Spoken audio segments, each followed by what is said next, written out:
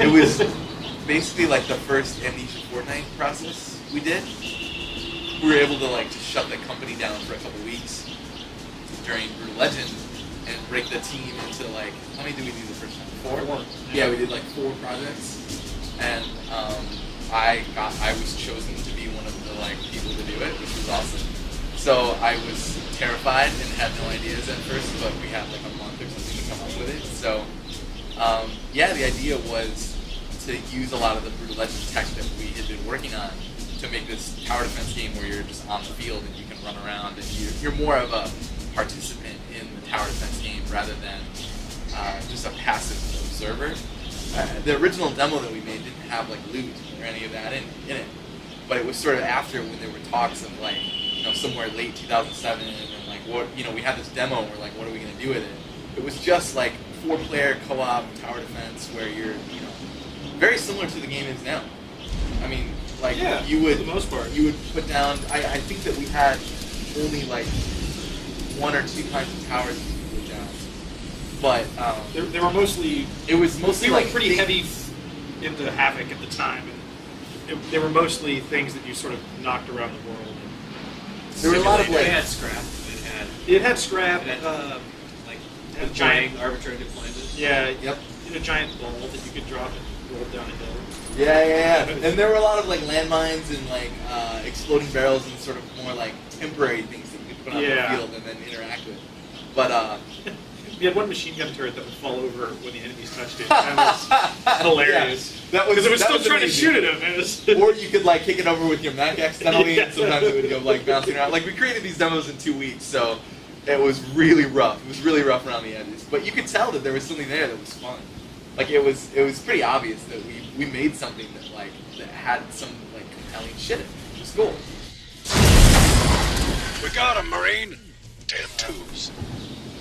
I'm most excited to check out the leaderboards a couple like days or weeks into the game. Like one of the features we stuffed in there was that whenever you beat a mission, it writes that sort of mission victory into the leaderboard, and it also puts your entire mech loadout in there.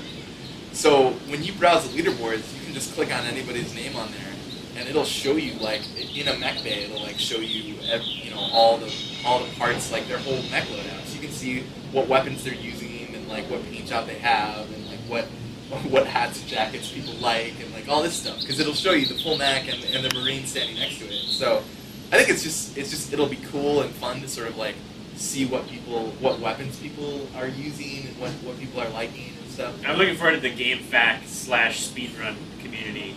Yeah. Playing Trenched and listing out exactly the ultimate way to defeat every mission with 1, 2, 3, Because some 4 of the players. missions, the last couple missions are really hard to like get the gold medal on. Like you need to have really good gear and have your mech configured in a very specific way. And just seeing people try to like tackle those challenges. And, like, that and multiplayer. Like, I really want to see people like going into missions with builds that would not normally be viable single player, but are really awesome multiplayer. yeah, just taking the more support role.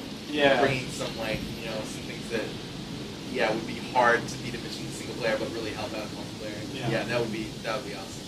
I think also just like I hope that a community develops around the game, that people are playing with sort of like helping to educate other players about the game, as really using the matchmaking to like find new players and like talking with them. Because I mean, there's no PvP in the game, so it's like just having people help each other out.